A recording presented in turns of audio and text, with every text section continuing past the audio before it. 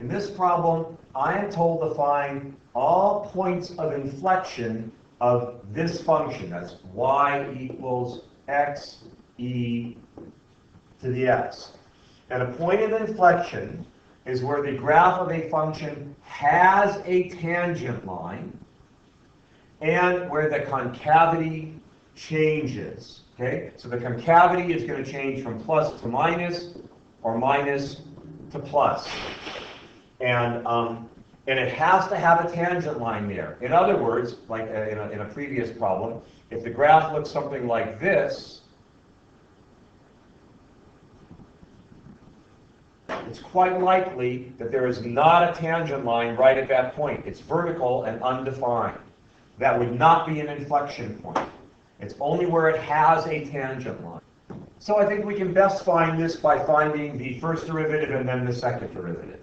So the first derivative is, I have a product here, so y prime equals, I got x times e to the x.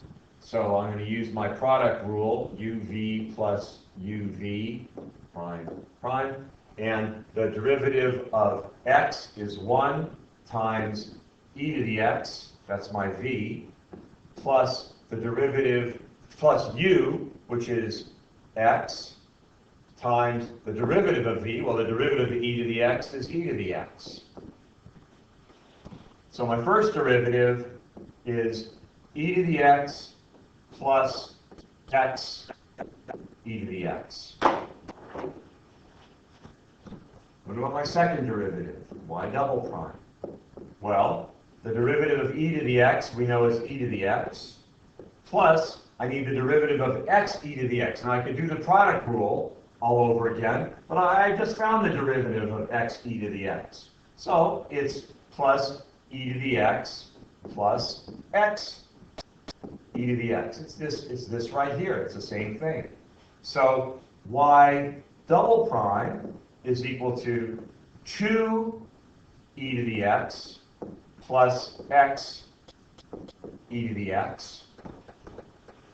And to make this a little bit more manageable, I'm going to take out an e to the x. It's equal to e to the x times 2 plus x.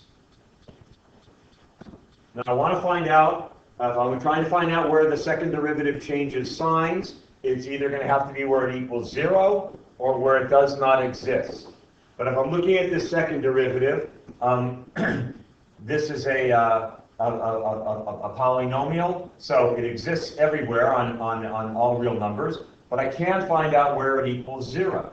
And it equals 0 where x is equal to negative 2. So y double prime equals 0 at x equals negative 2. There is no value of x that can make e to the x equal to 0. Remember, e is just a number, and if I take a number to any exponent, and a positive number, e is a positive number, it's never going to be equal to 0. So my only point where it might be changing signs is that x is equal to negative 2. So let's make ourselves a little number line. Here's a number line, 0, 1, 2, 3, 4, 5, 1, 2, 3, 4, 5, and I have negative 2, and I'm going to make myself a line there so I can see my intervals. So I have 2 intervals on this, and I'm going to try in y double prime, I'm going to try negative 3, and I'm going to try 0.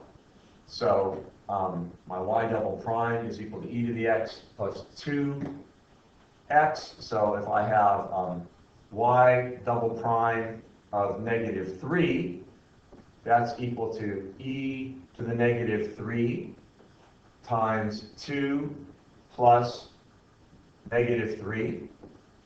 And again, e is a positive number. Any positive number taken to an exponent is going to be a positive number. It might be a fraction, but it's still going to be positive.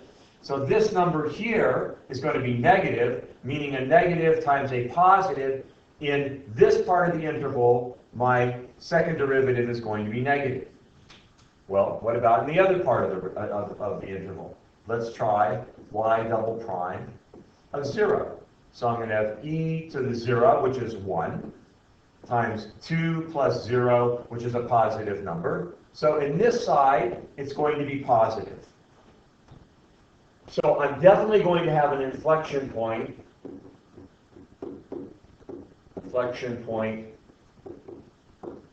at x equals -2, but I need to find out it's going to be a point. So what is the y value of that point? Let's go back to my function. My function is y equals x times e to the x. So if y equals x times e to the x, that means I want y of 2 is equal to 2 e squared. Nope, stop, take that back. I don't want it of 2, I want it of -2. So y of -2 is equal to -2 times e to the -2. And if we simplify that a little bit, we get y of -2 is equal to -2 over e squared. So my inflection point is the point -2 comma -2 over e squared. Let's take a look at the graph just to see if it looks about right that I have this negative and positive going on here. Let's take a look at the graph. Whoops, let's find it. Right there, I graphed it. And yeah, so you won't be able to see it. I'll try and mark it here, but here is -2 right there. And it kind of looks like my slope of the graph is going negative as I go along here. Right about there, yes, the slope starts to turn positive. The slope is still negative right in this area right here. But what we're looking at is whether or not the slope is beginning to turn positive, whether it's starting to go up like a cup or whether it's remaining down like a frown.